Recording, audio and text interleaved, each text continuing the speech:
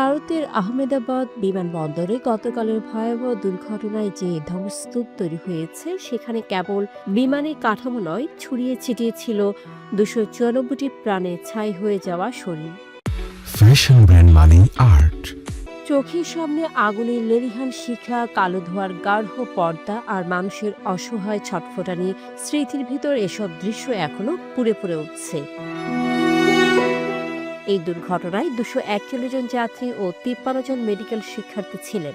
কেউ বাড়ি ফিরছিলেন, কেউ হয়তো জীবনের প্রথম মেডিকেল ক্লাসে ফিরছিলেন, কিন্তু ফিরতে পারেননি, কারণ প্লেনটি আগুনে পড়ে গেছে। এক মুহূর্তেই সব শেষ। প্রশ্ন হলো, প্লেন ভেঙে পড়লে সবাই কি মারা যায়? হয়তো না, কিন্তু যখন প্লেনের মধ্যে লাখ লাখ লিটার জ্বালানি থাকে তখন সেই জ্বালানি হয়ে ওঠে মৃত্যুর ফাঁস। এই তেল কি কিছুটা কম দোষী হতে পারত না?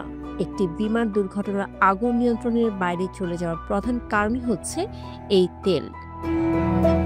প্লেনের ট্যাঙ্ক ভর্তি দাহ্য ফুয়েল মুহূর্তে বিস্ফোরণ ঘটায়, তখন কেউ বাঁচার সুযোগ পায় না।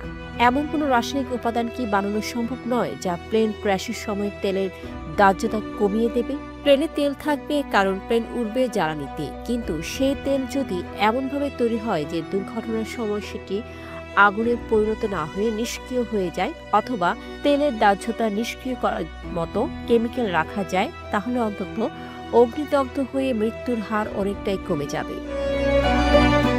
বিমান প্রযুক্তি প্রতিনিয়ত উন্নত হচ্ছে, কিন্তু জ্বালানির নিরাপত্তা নিয়ে কতটা গবেষণা হচ্ছে? আগুন যাতে ছড়িয়ে না পড়ে এমন কোনো তেল কি আমরা এখনো বানাতে পারিনি? এমন প্রযুক্তি কেন এখনো নেই যা বিপদের সময় তেলকে নিষ্ক্রিয় করে ফেলবে? কেন আমরা কেবল দুর্ঘটনার পর কফিনের সংখ্যা গুনি? এটি কোনো কল্পবিজ্ঞান নয়, বরং সময় এসেছে এমন এক বাস্তবতার দিকে তাকানোর যেখানে প্রযুক্তি কেবল উঠতে শেখাবে না, বাঁচতেও শেখাবে। ডেস্ক রিপোর্ট, সারাদিনের সংবাদ। ফ্যাশন ব্র্যান্ড মানেই Art. Men's, ladies and kids wire.